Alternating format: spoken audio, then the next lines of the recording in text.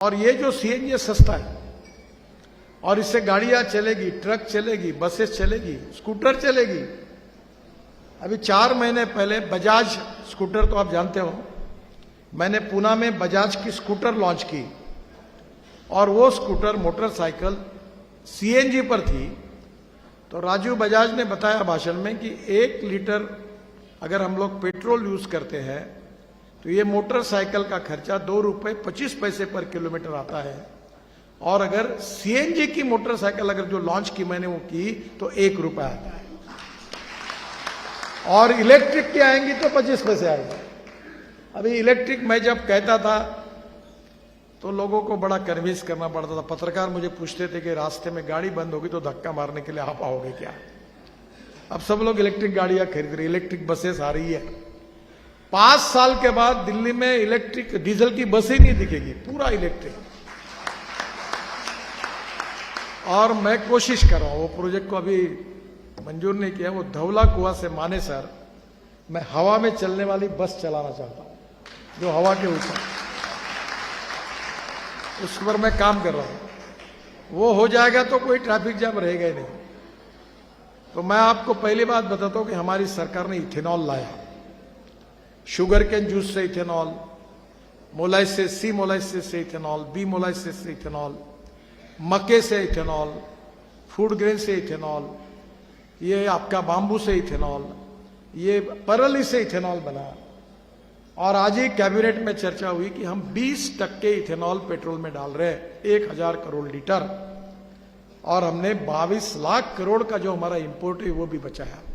Import substitute, cost effective, pollution free और indigenous. तो अब तो इथेनॉल तो आया, इथेनॉल की फ्लेक्स इंजन की वर्ल्ड की पहली गाड़ी इनोवा मेरे पास है, और वो गाड़ी जो है वो 60% बिजली तैयार करती है और 40% बायो इथेनॉल पे चलती है। टोयोटा की इनोवा गाड़ी बहुत पॉपुलर है, और वो गाड़ी का खर्चा अगर हिसाब में लगाए तो 25 रुपए पर लीटर पेट्रोल का वहां होगा, इतना उसका एवरेज है, और पोल्यूशन जीरो, ग्रीन फ्यूएल है। अगर इस देश से फॉसिल फ्यूएल अगर दिल्ली से हट जाएगा, पेट्रोल डीजल गैस कम हो जाएगा, तो दिल्ली की जनता की जिंदगी 10 साल से बढ़ेगी। ये काम हम कर रहे हैं। गाजीपुर की टेकड़ी भी हटाएंगे। फिर मैं वाटर रिसोर्स मंत्री था तो दिल्ली की सरकार को मैंने 6000 करोड़ दिए जायका के लिए, और इस समय मुझे खुशी, ओखला में 564 एमएलडी का सबसे बड़ा एसटीपी का काम 2023 में पूरा होना था, पर राज्य सरकार ने अपने 15% कंट्रीब्यूशन नहीं दिया, इसलिए अटका हुआ है। पिछले 10 वर्षों में राज्य सरकार के वायदे के मुताबिक हमने 9 नए एसटीपी बनाए और पुराने एसटीपी की मरम्मत की, और 39 एसटीपी में बिल्कुल काम नहीं कर रहे, जिसका दूषित जल सीधे यमुना में जा रहा है। मैं जब वाटर रिसोर्स मंत्री था तो मैं यमुना से आगरा ताजमहल तक पानी पे उतरने वाला हवाई जहाज शुरू करने वाला था। मैंने खुद ट्रायल ली। मुंबई के समुद्र में गिरगांव चौपाटी से मैं हवा में उड़ गए और फिर पानी पे उतर गए। जो हवाई जहाज पानी पे उतरता है और एयर स्ट्रिप पे उतरता है उसको एमपीबीएस सी प्लेन कहते हैं। और हमारी कल्पना यह थी कि दिल्ली की यमुना से पानी शुद्ध होगा, हवाई जहाज उड़ेगा, 13 मिनट में आगरा के पीछे यमुना में उतरेगा, 2 घंटे ताजमहल देखेगा, वापस आएगा, फिर 13 घंटे में दिल्ली वापस आएगा और 1 घंटे में अपने घर चला जाएगा। पर दुर्भाग्यवश दिए हुए पैसे के ये काम अभी तक पूरे नहीं हुए हैं, और इसमें काफी काम जो है, पैसे तो मंजूर हुए पर करने की आवश्यकता है। हमने हरियाणा में गंगा को शुद्ध करने के लिए 40 नदियों में काम शुरू किया। हरियाणा में 218 करोड़ की लागत से हमने 3 नए एसटीपी पानीपत, सोनीपत हमने बनाए, ताकि यमुना दूषित न हो। और इसलिए यमुना का शुद्धिकरण अगर करना है तो भारतीय जनता पार्टी की सरकार आए बिना ये काम नहीं होगा, ये मैं आपको बताना चाहता हूं। दिल्ली में पीने के पानी के बारे में समस्या है। और इसलिए मैं जब वाटर रिसोर्स मंत्री था तो 1970 से राज्यों राज्यों में झगड़े थे और उसके कारण काम ही नहीं होते थे। और दिल्ली में यमुना से जो पानी देने वाले 3 प्रोजेक्ट थे, एक लखवाड़ बहुउद्देशीय परियोजना, एक रेणुका बांध और किशोर बांध, ये तीनों योजना से जो पानी है दिल्ली, राजस्थान, हरियाणा, उत्तराखंड, हिमाचल प्रदेश और उत्तर प्रदेश को मिलने वाला था। ये 22,000 करोड़ के 3 प्रोजेक्ट थे और मैंने केजरीवाल को भी बुलाया था। एक अच्छा रहा कि मेरे सबसे रिलेशनशिप ठीक है और मैंने कहा दरवाजा बंद कर रहा हूं, जब तक तुम झगड़ा नहीं खत्म करोगे मैं दरवाजा ही नहीं खोलता हूं। और ये सब झगड़े खत्म हो गए। और ये 3 प्रोजेक्ट्स का मैंने नाम लिया जो 22,000 करोड़ के भारत सरकार के सहयोग से ये उत्तराखंड और हिमाचल में हो रहे, उसके कारण करीब 3 परियोजना से दिल्ली को 13,000 करोड़ लीटर 130 MCM शुद्ध पानी मिलेगा और 2090 तक दिल्ली में कोई पानी की समस्या नहीं रहेगी, इतना पानी से आएगा। तो दिल्ली की जनता को शुद्ध पानी मिलना चाहिए, दिल्ली की जनता को शुद्ध हवा मिलनी चाहिए और दिल्ली की जनता को ट्रैफिक जाम से मुक्ति मिलनी चाहिए। अगर ये 3 बातें होगी तो दिल्ली का जीवन बदल जाएगा। आज दिल्ली में मैं एक बार लंदन में था तो एक परिवार के लोग मुझे मिले और उन्होंने मुझे कहा कि हम तो अभी दिल्ली में जाने वाले थे पर प्रदूषण की लेवल देखकर हम डर गए, हमने अपने टिकट कैंसिल कर दिए और इसलिए दिल्ली में आने के बाद सबको इन्फेक्शन हो जाता है। दिल्ली को जल प्रदूषण, ध्वनि प्रदूषण और वायु प्रदूषण से मुक्ति दिलाना यही हमारा सबसे बड़ा एजेंडा है।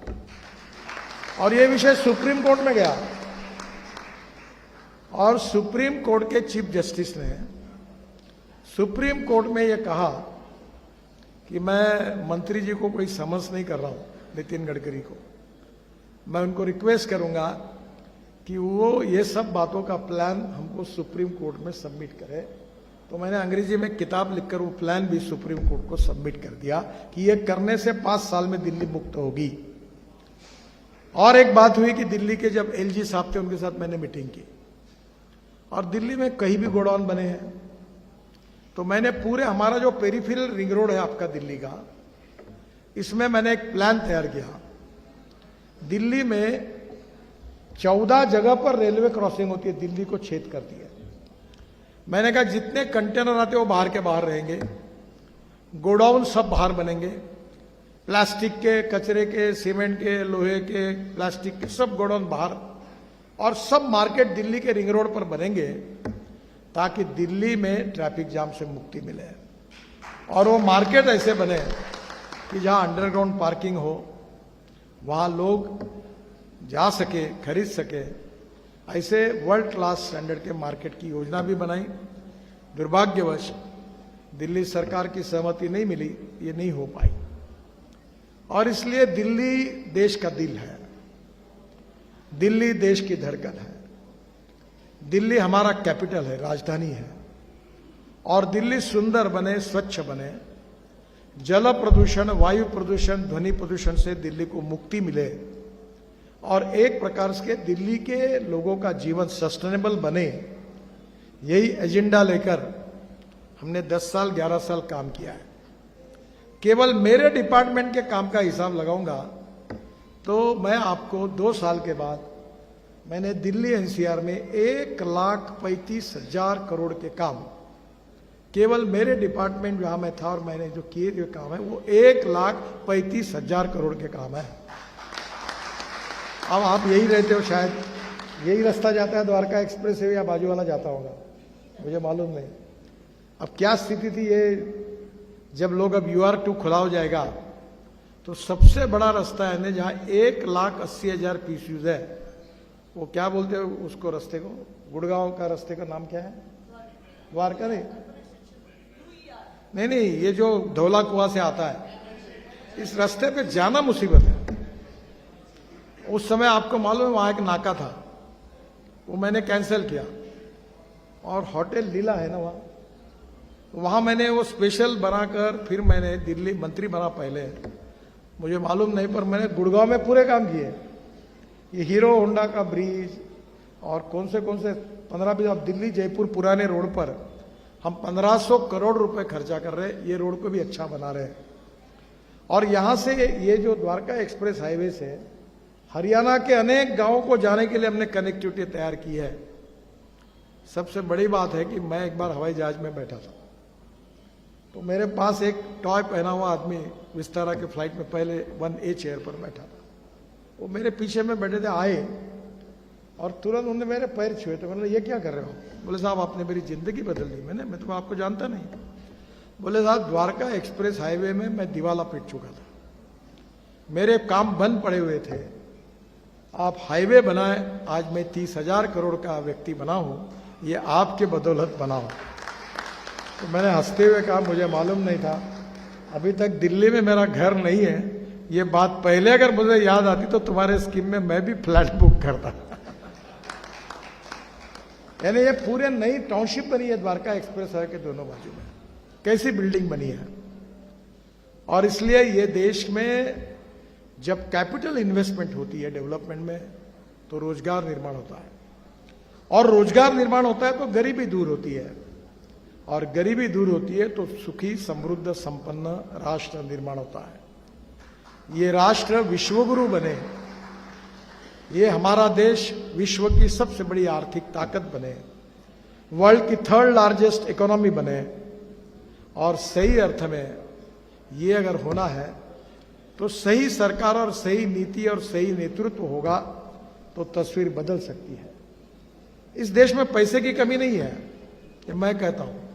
50 लाख करोड़ रुपए के काम कर चुका हूं मैं, ऐसे 10-10, 20-20 हजार करोड़ के कामों के भूमि पूजन के लिए भी नहीं जाता, टाइम ही नहीं मेरे पास। आएगा मैं इतने कार्य नहीं आया, टाइम ही नहीं है। और मेरे पास पैसा ऐसा बरसात गिरती है। हमारे इनविट मॉडल में मैं मुंबई स्टॉक एक्सचेंज में गया था, हमने मॉडल लॉन्च किया इनविट का, 7 दिन का टाइम था, और वहां प्रथा ऐसी है कि जो नहीं क्या बुल वहां रखा है मुंबई स्टॉक एक्सचेंज के सामने, वो ऑफिस में जाकर 7 दिन के बाद बेल बजाकर वो बॉन्ड को खत्म करना पड़ता है। तो मेरा कार्यक्रम तय हुआ था, पहले दिन 7 घंटे में हमारा इनविट मॉडल का बॉन्ड 7 टाइम्स ओवर सब्सक्राइब हुआ, 7 टाइम्स। तो मुझे हमारे पेम्बर फाइनेंस का फोन, आपका मतलब सब, मैं गोवा में हूं, बोले साहब कुछ भी करके आइए, तुरंत आइए। बोला क्यों? बोले इतना पैसा आ रहा, बरसात जैसे पड़ रही है ऐसी पैसा आ रहा है, अगर ये वापस करना ही समस्या हो जाएगी, ये जल्दी क्लोज करना होगा, आप आइए, घंटा बजाइए, बंद करवाइए। तो मैं कार्यक्रम छोड़ के गोवा से मुंबई गया और मैंने वो बॉन्ड इशू क्लोज किया। इस देश में पैसे की कमी नहीं है, इस देश में ईमानदारी से देश के लिए और देश की जनता के लिए काम करने वाले पार्टी और नेताओं की कमी है। और हमारी नीति यह है कि हमें देश को बनाना है, और इसलिए दिल्ली में अगर डबल इंजन लग जाएगा तो अभी जो कुछ काम हुआ वो तो ट्रेलर है, असली फिल्म शुरू होना बाकी है।